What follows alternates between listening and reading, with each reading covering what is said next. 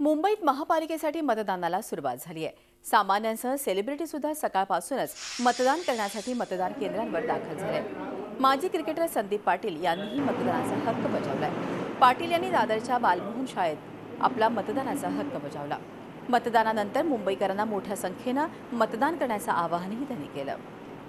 संदीप पाटील यांच्याशी बातचीत केली आहे आमचे प्रतिनिधी दिनेश दुखंडे यांनी।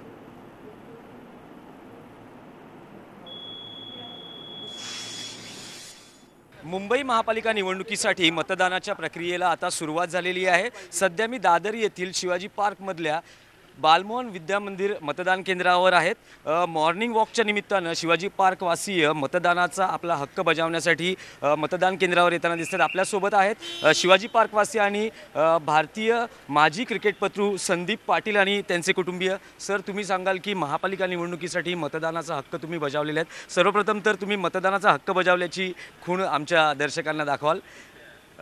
मतदान किती आवश्यक आहे, फरक पडतो का?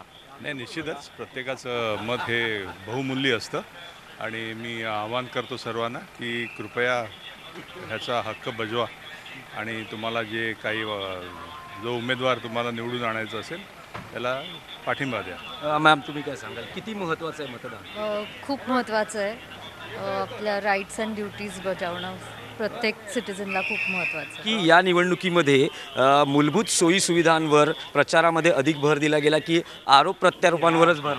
दरवेळेला निवडणुका आल्या की सगळं हे आपल्याला बघायला मिळतं चित्र, आणि तसंच ह्यावेळेला पण आहे। आशा करूया की मुंबईकरांना सुविधा आणि सोयी चांगल्या मिळतील। झी 24 तास रहा एक पाऊल पुढे।